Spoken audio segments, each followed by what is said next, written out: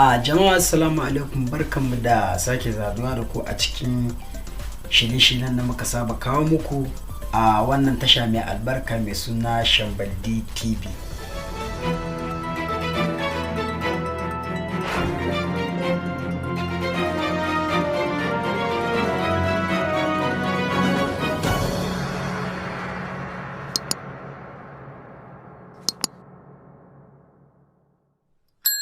A yau bidiyon mu zai yi bayani ne akan illar talla, kamar yadda muka gani a jikin sunan bidiyon.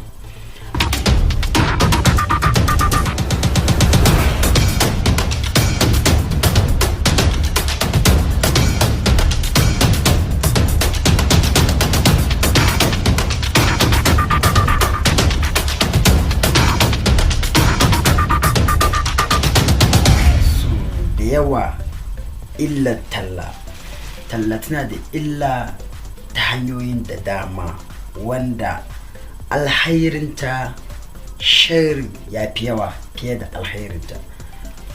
So da yawa duk da wasu ne suke bata wasu, talla ga 'ya'ya mata abu ne wanda har ga Allah da so samu ne ya zama da cewa kwata babu wace mace da aka haife ta wanda za ta yi talle.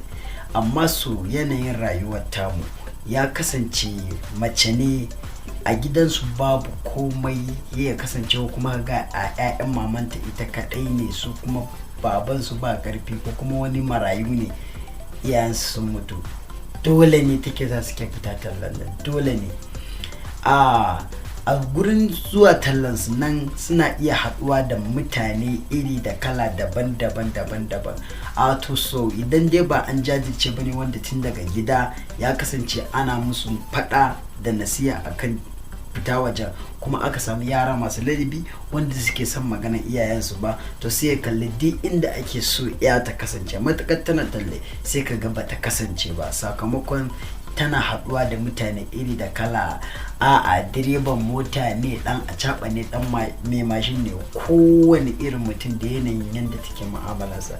Wasu ma sai ya kalli yara 'yan kananu ne suke fita tallan nan. To so illar talla ga 'ya'ya mata yana jawo musu rashin samari, sannan kuma yana daɗa dakusar da darajarsu, ya kasance ba su daraja a idanun al'umma. So mutane suna kallon duk yadda take talle a matsayin wadda kamar bata da daraja ko kamar mai tuso, ba duka ba haka bane. Akwai wanda tana tallan amma kamun kanta da nutsuwanta ya kasance yadda ka san ta gida, wanda ba ta talla sun mafi na gidan. Amma akwai kuma wanda ba ta gari ne, lalatattu.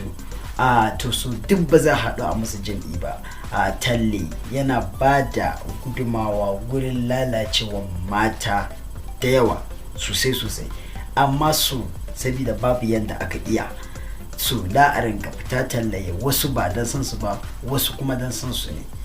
To so da Allah ina kira ga duk wanda ta san cewa tana da hali da za ta kasance yadda ta daina talle, to dan Allah da Annabi ta ce maka ta yi wani karan, in kai baba ne kana gana akwai halin ta za ka yi, ya zama da cewa yarka ta daina talle, to gaskiya ka yi. To duba ga yanayin yadda tarbiyya take lalacewa a duniyan nan, ya kamata ya kai ga abun ya ɓaci ko da ƙananan yara ma ba a basu ba. So da Allah irin wannan abu da mai ɓatawa da wanda ya kasance ke ɗaurawa, duk su ne suke janyo wannan laifi. To ubangiji muna roƙonka ba don halinmu ba, don isarka da annabin rahama, ya Allah ubangiji muna roƙonka, Allah ka kawo mana sauki. Duk wanda ya kasance yana tura yarsa talla ba don sansa ba, ubangiji ya Allah ka kawo masa mafita da alkhairi, wanda zai kasance yarsa yau ta daina fita tasha ta je ta yi talle domin ta samu musu abincin da za su ci. Idan kuma wannan ya kasance babu yadda aka iya, kuma wannan yadda aka iya don san a fita ne ko kuma izgili ko wani abu daban suke fita, to ubangiji ya Allah ka sa shiru su gane su daina wannan talle, domin talle tana da illoli ta hanyoyi da dama, wanda ya kasance idan aka faɗa abun kai ba sai an tuna ba. ubangiji Allah kare mu. Idan an ji daɗin wannan bidiyo a ci gaba da mana subscribing da ta makallawa da share da liking. Har ila yau ne na ku Shamsuddin D Baba. Mu haɗu a bidiyo na gaba. Na gode.